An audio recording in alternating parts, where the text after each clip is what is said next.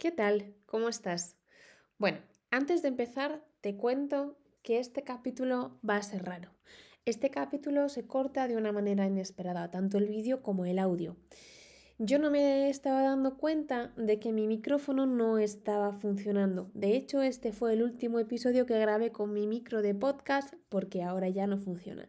Entonces, bueno, Sole y yo estábamos en un aula muy grande en Puan y había mucha reverberación, por lo cual a ella se la escucha muchísimo mejor que a mí. Yo intento cuidar mucho la calidad del audio, por lo tanto te pido disculpas de antemano. Después, bueno, mi ordenador decidió que no quería grabar más, se apagó y la grabación del episodio se cortó. Pero te prometo que te lo recompensaremos. Te dejo con el episodio. La Sala de Psico presenta ¿Dónde está mi cuerpo? Un podcast de infancia y psicomotricidad con Nuria Pérez.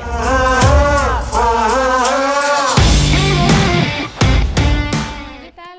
¿Cómo estás? Bienvenida, bienvenido a un episodio más de ¿Dónde está mi cuerpo? El podcast de la Sala de Psico. Hoy estoy en un espacio que para mí significa un montón. Estoy en Puan, en la Facultad de Filosofía y Letras de la Universidad de Buenos Aires. Estoy en Buenos Aires y hoy estoy con alguien muy importante también para mí. Ella es María Soledad Manrique.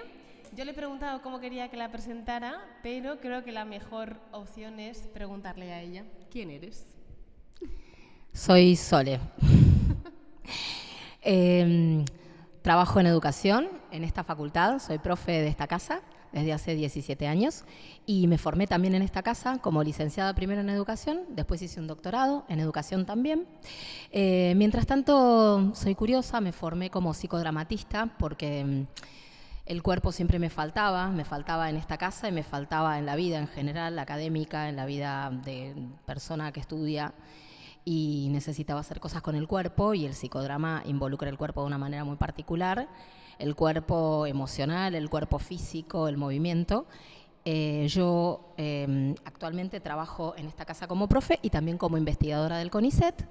Empecé a trabajar como investigadora después de que hice una tesis de doctorado. Y el tema que estudio tiene que ver con el movimiento, entendido en un sentido muy amplio, es el movimiento del ser. El ser se transforma en diversos niveles o dimensiones, y la dimensión corporal es solo una más.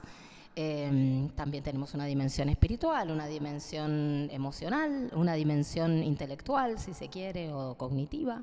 Entonces, a mí me interesa el cambio, la transformación, el movimiento. Y bueno, y por ese motivo empecé a estudiar psicodrama primero, pensando que jamás se iba a unir a mis otros estudios, que era algo que yo hacía por curiosidad simplemente, y después de ahí me pasé a la danza-movimiento-terapia y sigo trabajando con los dos dispositivos, digamos. Son formas de trabajo que integran el cuerpo, la mente, las emociones, lo imaginario, las creencias. Entonces me interesan porque están en los bordes de las disciplinas y me parece que eso es necesario hoy. Bueno, ya puedes empezar a entender por qué Sole está aquí en este podcast, porque está muy cerca de lo que yo hago y de la concepción que yo tengo del cuerpo, de la transformación, del cambio, ¿no? de esta búsqueda de bienestar en la que estamos siempre. Sole, tú trabajas mucho también lo que tiene que ver con la implicación, con el análisis de la implicación, que es algo que también se trabaja mucho en la cátedra de Didáctica 2. Ahora yo tengo la suerte de estar yendo a algunas clases, qué pena que no me va a dar tiempo a más porque ya marcho, pero has escrito bastante sobre implicación, es algo que a mí me interesa un montón, que creo que en el mundo de la psicomotricidad y en el mundo de la escuela nos hace falta entender más sobre esto. ¿Qué nos cuentas sobre la implicación? Bueno, para decirlo en palabras simples, la implicación, como dice la palabra, supone la característica de estar ligado a algo. O sea, estar implicado significa que estás involucrado en algo, por ejemplo, cuando lo mirás. Es una idea que en realidad vino de la clínica, vino de una forma de pensamiento que supone cuestionar lo que se venía haciendo en la ciencia clásica, que básicamente tenía que ver con mirar un objeto o mirar la realidad y suponer que cuando uno miraba la realidad simplemente se dejaba imprimir por eso que uno miraba, como si fuera una tabula rasa, una hoja en blanco, que algo viene y le imprime una imagen. Y entonces, a partir de eso, eso sería percibir, digamos. Esa sería como la manera de entender la percepción desde una mirada más clásica y de la ciencia clásica, que entonces suponía que nosotros podíamos ir a la realidad, a los fenómenos, y buscar ahí lo que fuera que necesitáramos respondernos y que nosotros podíamos permanecer lejos de eso, alejados, objetivas y objetivos, y mirar ese fenómeno y describirlo y entonces ser fieles a la realidad, digamos, dejarnos como imprimir por esa realidad. Esta idea de la implicación supone otra manera de entender el vínculo que tenemos con aquello que miramos, sentimos, escuchamos en la vida. Supone que uno no puede ir a la realidad y solamente dejarse afectar por eso de manera objetiva o como si fuera una hoja en blanco, sino que uno va a mirar ya con ideas previas, uno va a encontrarse con la realidad desde esquemas, desde formas que ya aprendió uno mismo, desde un sistema perceptual que está educado de determinada manera para ver determinadas cosas y no otras.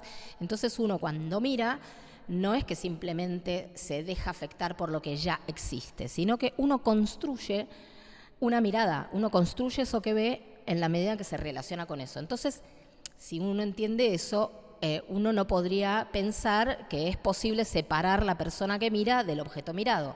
Son dos cosas que están unidas. Entonces, a partir de esta idea, es necesario que cuando miramos algo tengamos en cuenta a la persona que está mirando, es decir, a nosotras mismas o nosotros mismos. Atención, esto para cuando miramos a los niños, muy potente la idea. Sí, en términos de la vida en general, uno podría pensar que uno podría creer que uno puede mirar las cosas y mantenerse alejado de eso y no mirarse uno mismo y ser objetivo y yo respeto lo que hay. Pero si uno no se mira a uno mismo, uno no está observando desde dónde mira eso. Y desde dónde miro algo cambia completamente lo que estoy mirando. Entonces, si yo no puedo explicarme o entender desde dónde estoy mirando las cosas, no voy a entender qué es lo que miro, ni poder justificarlo tampoco. Entonces, por ejemplo, si yo me relaciono con un niño, con una niña o con cualquier persona, llevado a los vínculos intersubjetivos entre personas. Si yo me relaciono con alguien y describo esa relación, bueno, es una manera de entenderlo, si se quiere, ese vínculo, esa relación. Pero si yo además puedo entender qué es lo que a mí me pasa en esa relación, mirarme a mí misma relacionándome, bueno, estoy haciendo un análisis de la implicación. Muy fácil, ¿no? Porque en realidad esto es una metodología que se utiliza con una sistematicidad, o sea, hay una forma de hacerla, se puede llevar a cabo en la investigación, también en la acción profesional, o sea, es una metodología que me permite, partiendo de esta idea que les comentaba, de que uno está involucrado en eso que construye como fenómeno. Y si partimos de eso, entonces tenemos que hacer algo con esto y no dejar al sujeto que conoce afuera de la relación, sino incluirlo. Bueno, a partir de esta idea se preguntaron qué podemos hacer con esto. O sea, si tenemos que incluir al sujeto que conoce, ¿qué hacemos con este sujeto y su subjetividad y todas las cuestiones que parecen subjetivas y que habría que dejar de lado? Pues no hay que dejarlas de lado. No solo porque afectan el objeto, sino porque además nos permiten conocer más de ese objeto.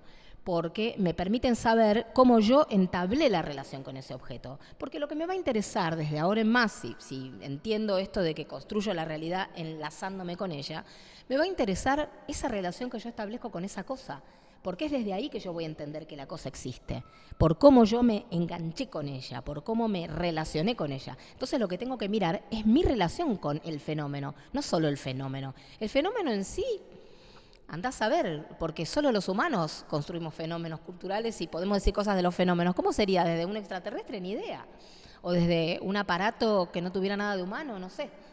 Entonces la idea es poder dar cuenta de esa relación. Entonces hay un modo sistemático de hacerlo que se puede aprender, pero también hay un modo un poco para, digamos, para la gente común. ¿Cómo sería esto? A ver, como para llevarlo a la vida cotidiana, que quizás es algo que puede interesar. Sí. Una forma es ver una situación en la que yo estoy relacionándome con alguien, puede ser un niño, otro adulto, mi pareja, una amiga, de quien sea, y simplemente ver esa situación y describir lo que pasa en esa relación. Entonces yo puedo decir, bueno, pasan estas cosas y las enumero, describo. Otra forma sería describir eso y además decir, ¿y a mí qué me pasa con esto? O sea, ¿qué es lo que a mí me genera este vínculo? Y entonces uno puede empezar a dar respuesta a esto. Para eso uno tiene que detenerse y tratar de observar qué siente, qué ideas le aparecen a uno, qué se representa a uno cuando se relaciona con esas personas, qué cosas se encuentra como problemáticas, qué cosas le gustan a uno. O sea, empezar a hacerte preguntas para observarte más, para comprenderte más en ese vínculo. Esto es como esto de la responsabilidad afectiva, que ahora sale un montón, ¿no? Es hacerte preguntas sobre ti y hacerte responsable de lo que te pasa a ti en relación. Puede ser, ese no sería el modo en que tal vez lo vieron en esta teoría, pero sería una manera de enfocar esto que estoy diciendo.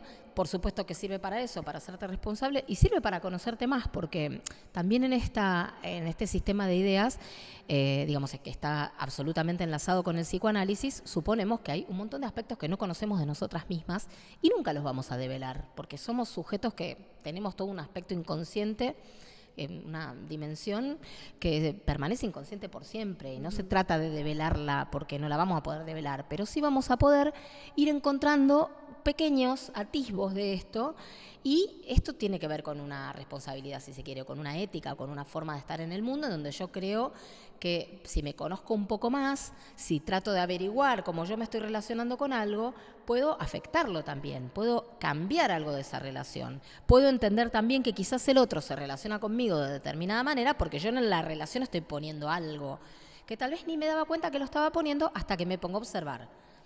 Entonces, ¿cómo me observo? Haciéndome preguntas y después digamos, yo podría grabar estas respuestas, podría escribirlas, podría charlarlas con otra persona. Es siempre muy importante la idea de que haya un tercero. Un tercero puede ser un diario, un tercero puede ser una grabación y me escucho más tarde, un tercero puede ser una amiga o un analista, si tengo terapia, o una situación grupal de conversación. O sea, un tercero puede también ser una teoría, un libro, ideas que me vienen de otro lado. Entonces, ¿para qué me sirve eso? Para no quedarme enganchada en lo que ya siempre pensaba de mí misma, porque ahí nos podemos equivocar muchísimo, porque tenemos muchos puntos ciegos que justamente no los vemos porque no podemos. Entonces, todo lo que nos saca de esta forma de ver las cosas siempre igual, nos ayuda a ver otros aspectos que por ahí no habíamos visto de nosotras mismas en esa relación y ver qué es lo que nosotros estamos poniendo en esa relación. Entonces, ahí nos damos cuenta que hay una parte nuestra que está construyendo esa relación de una manera y que tiene mucho que ver con la forma que tiene esa relación, por ejemplo. Esto con cualquier fenómeno, no solo con las relaciones humanas, con cualquier cosa que esté construyendo, incluso un fenómeno físico, un atardecer, un arcoíris, lo que fuere. O sea, eso que impacta a mí, lo que yo miro de ese fenómeno, cómo lo nombro, cómo lo llamo, cómo me lo guardo en la memoria, todo tiene que ver conmigo. Y yo me puedo preguntar, ¿qué tiene que ver conmigo esta manera que yo tengo de nombrar este vínculo, este arcoíris, lo que sea que esté mirando, ¿no? Y después puedo tratar de ver esas cosas que tienen que ver conmigo, ¿a qué otras cosas me hacen recordar de mí? Por ejemplo, ¿con qué las puedo asociar? Entonces yo puedo ir haciendo un rastreo que me permitiría, por ejemplo, entender que quizás en esta relación yo me estoy vinculando con esta persona parecido a como me vinculaba con otros. No sé, puede ser con otros niños, puede ser con otros adultos, puede ser en vínculos más de jerarquía o más horizontales, no sé, tengo que ver, ¿no? Pero empiezo a encontrar como patrones, modos que tengo clásicos de relacionarme y empiezo como a descubrir en mis maneras. O sea, es a lo que me lleva, suele salir una dificultad recurrente cuando hablamos de los límites o cuando hablamos de la relación con el no. Entonces esto, ¿no? De preguntarte qué relación tengo yo con el no, cómo recibo el no, cómo doy el no, y es un poco por también a nivel histórico propio. Puede ser un buen ejercicio. Esta actividad yo creo que nos puede acompañar en todas las cosas que hacemos en realidad, sobre todo las más difíciles, como por ejemplo decir no, ¿no? Me imagino una situación en la que uno tiene que poner un límite y si uno no entiende cuál es la dificultad que está teniendo para poner un límite, yo por ejemplo tengo dificultades para poner límites, me cuesta, me resulta siempre como un trabajo que tengo que hacer, ¿no? Porque no quiero molestar al otro, siempre me parece que se genera una tensión ahí, preferiría evitar las tensiones, o sea, eso me pasa a mí. Entonces, ¿qué hago yo? Yo me pregunto qué me pasó a mí con los no en mi vida, qué me pasa a mí siendo la que pone el no. O sea, ¿quién creo ser para el otro? ¿Por qué eso me genera un problema? ¿Cómo me va a ver el otro? ¿Y por qué yo tendría un problema de que el otro me viera diciéndole no? ¿No? Entonces, tengo que revisar mucho mis creencias de lo que un límite significó para mí, por ejemplo, y si hoy en día, cuando pongo un límite, es lo mismo para el otro. Si el límite te cuida y lo puedo pensar distinto, quizás entonces me cuesta menos poner un límite porque pienso que estoy cuidando al otro y ya no estoy creyendo que solamente le estoy restringiendo sus posibilidades en la vida, que es lo que yo en principio, en mi caso, sentí en principio cuando me pusieron límites. Nunca pensé me están cuidando, pensé me están limitando, no me están permitiendo explorar todo lo que hay, ¿no? Entonces, claro, desde ese lugar a mí me era muy difícil decirle a un hijo o a un estudiante o a cualquiera al que le tenés que poner un límite, no, porque decía, bueno, está buenísimo que explore. Bueno, pues a veces hay que cuidar al otro y por ahí hay que acompañarlo que explore sin lastimarse tanto. Entonces, cuando yo empecé a entender eso y entendí que yo me relacionaba con los límites de una manera como me los pusieron a mí, como yo los viví, en realidad más que como los pusieron, más como yo lo interpreté en su momento de niña, claro, empecé a entender y me empezó a costar un poquito menos. Y además, como sé que me cuesta, estoy muy atenta cada vez que tengo que poner un límite porque sé que me va a costar igual. O sea que aunque cambié mi sistema de creencias, lo mismo es un tema que para mí siempre tiene sus vericuetos. Entonces, cuando estoy poniendo un límite digo, ojo, atenta, porque acá seguramente voy a tratar de no ponerlos porque me es más fácil no ponerlos. Entonces me voy conociendo.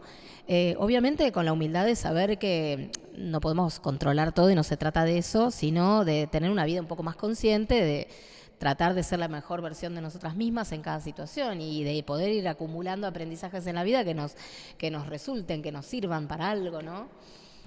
Ojo a esto porque desde un poco el discurso que yo vivo en España, muchas veces, pudiera parecer que esto es un discurso como muy espiritual y nada que ver. O sea, sí, pero no, en el sentido de que es muy profesional esto que estás hablando. Porque muchas veces cuando se nos pregunta como entre comillas el secreto, ¿no?, para estar con los niños en mi caso de manera más profesional y entender lo que ocurre, parte de esto, parte de tener la humildad y la profesionalidad de hacerte preguntas sobre ti mismo y bajarte esa omnipotencia de decir, no, es que esto que está pasando no tiene nada que ver conmigo porque yo lo sé todo y eso no tiene nada que ver conmigo, es un problema del niño. Es el niño que no funciona y esto no tiene nada que ver con cómo yo miro y cómo me relaciono con eso, con lo que estoy mirando. Si desde la resistencia a ti te genera como que esto no va mucho contigo, te recomiendo que vuelvas a escuchar el episodio desde el principio, porque esto es algo a lo que hay que darle muchas vueltas y hay que darle vueltas de manera constante, porque además vamos haciendo cambios a lo largo de la vida, nos van pasando cosas a lo largo de la vida, un montón de cosas, y cuanto más despierto estás, más cosas te pasan. Y eso luego tiene que ver con cómo te relacionas, y yo siempre digo que es muy fácil apropiarse de los niños y señalar al niño, ¿no?, como que es el niño el que no lo está haciendo, y claro, no ponerte a ti en dificultad, no ponerte en juego de decir, bueno, quizá yo como humana que soy, hay cosas que a mí a lo mejor quizá también me cuestan, ¿no? Y esta profesionalidad de decir, yo sé que esto me cuesta y entonces le voy a poner atención, porque respeto mi trabajo, respeto a las personas con las que me relaciono, entonces desde ahí digo, ok, esto que le voy a poner cuidado a esto que sé que me cuesta. Ojo, porque no es baladí en absoluto. Yo por ahí agregaría que en realidad estamos haciendo una bajada a una intervención, digamos, en la crianza o una forma de comportarse en la crianza de un método, si se quiere, que se utiliza en la ciencia, que en realidad fue creado más que nada para trabajar con profesionales y sobre todo desde la epistemología, con esto que les contaba desde el principio, o sea, cuestionando un sistema de la ciencia. Y hasta aquí el episodio con Soledad Manrique. Ya lo siento porque después vino una conversación muy interesante, muy enriquecedora sobre los cuentos y sobre, esta conversación que traíamos. Retomaremos el episodio en cuanto sea posible. Te pido disculpas de corazón. Espero que lo podamos retomar, pero no quería perder la oportunidad de compartirte este episodio que ha sido tan importante para las dos, pero sobre todo para mí, por poder grabarlo en Puan, en la Universidad de Buenos Aires, dentro de esta experiencia tan maravillosa que fue para mí mi estancia en la Universidad de Buenos Aires. Te mando un abrazo, muchas gracias. Has escuchado ¿Dónde está mi cuerpo?, el podcast de la Sala de Psico. No olvides contárselo a todo el mundo y volvernos a escuchar. Muchas gracias.